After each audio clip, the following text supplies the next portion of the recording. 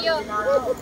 Saan nakikita sa posibleng kudeta at napapalitan na naman ang liderato nito. Alam naman natin lahat bakit nagkakagulo ang Krista Vivo. Dahilan ito ng pagkakagulo ng nakaraan ng presidente. Sino Vivo o Duterte? Hinanahin sila makuha muli ang majority ng Senado para magpahuli na ang kanig na nilang chairmanship. Sulit kasama ng pagdalasa nilang maupo mula sa majority ay ang pag-aasang nakauwi na rin ang dating senador sa presidente. Hindi nyo ba isang pagis lang ng sukat sa Luzon? Pwede ba yan i-content? Ha? Pwede i-content? Hindi ko sure kasi baka pag nakatalikod. Hindi ko yung nakatalikod lang. Pwede naman yan. Pwede yan. Sorry, walang kitang mukha. I think pwede.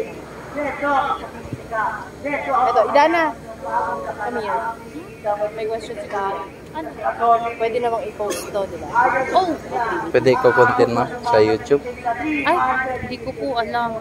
Pwede i-content. Pero pwede public naman ito. Public activity na. Nilinawin ko lang po sa mga asawang kasaya ng ito. Paano pa kaya kung iba pa masakot na kontrakto at mga politiko? Ang pera ay sana'y nagamit sa pagpapaayos sa karanaong nasyon para hindi maipit sa traffic ang mga nagko-commute. Ang pera ay sana'y na-invest sa ating agrikultura para mababa ang presyo na nakapuntahan ng pagkain at sa ngayon, hindi umasa ang mga walang pagpili sa nilala. Tama!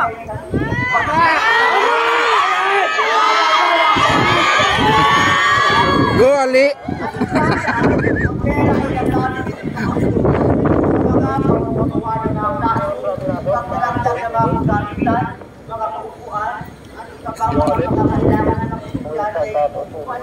Wala kang privilege na nakapag-aral sa isang eskwelahan sa kagulat ng GSS. Napagay, kung makakala ang patalan sa kabilis ng lahat, ay siguro hindi makakala ng kalamihan sa mga nakaupo ngayon. Magiging mahala sa espiritu ng demokrasya.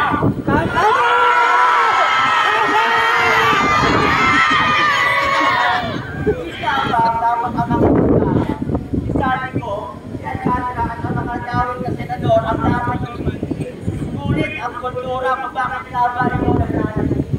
Patakal na tayong pilit na pinapagalitin ang puso.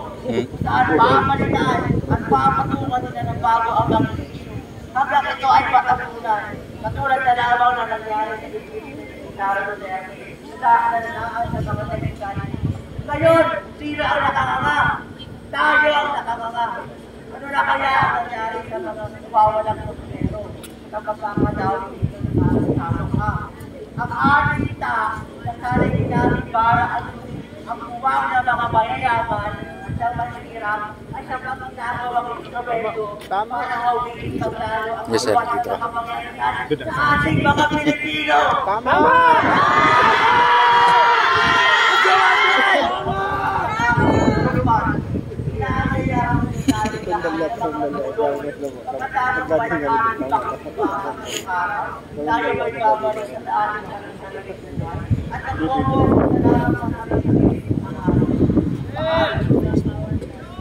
Ganun ba ang inyong plano?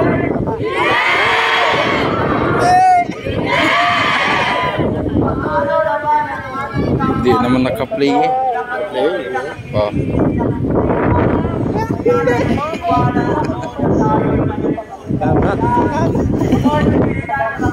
Sama.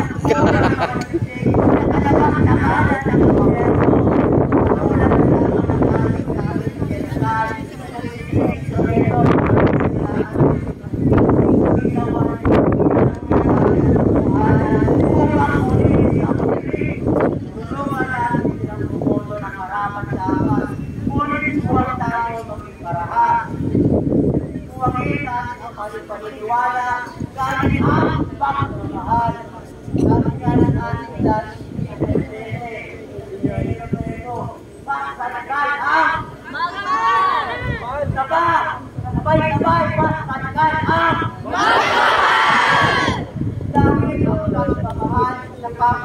ng mga ahito, pinagdada ng mga Pilipino.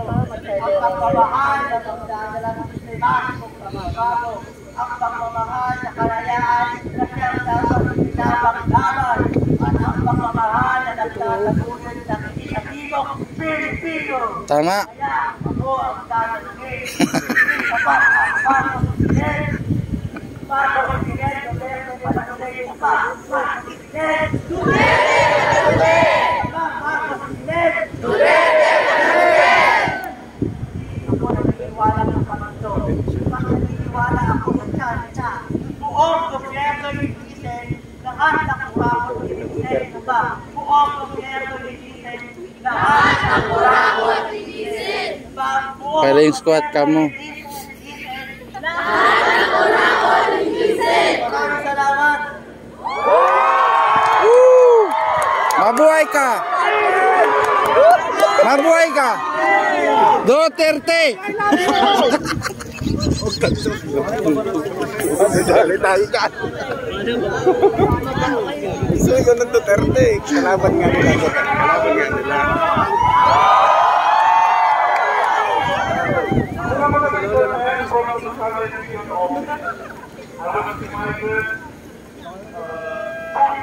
After Edison,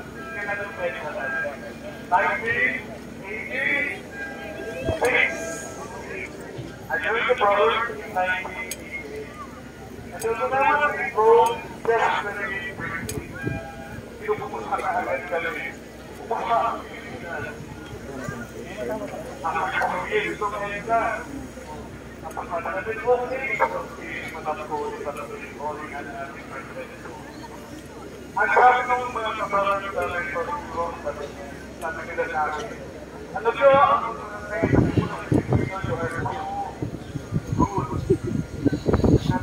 Hello guys. Ano masabi? Ano ba ang presyo ng bigla? Ikaw ah. May sinasabi ka na naman yan. Wala. May naalala lang ako. mula sa EDSA hanggang ngayon, at sino pa rin tayo kaya inahabol natin ang mga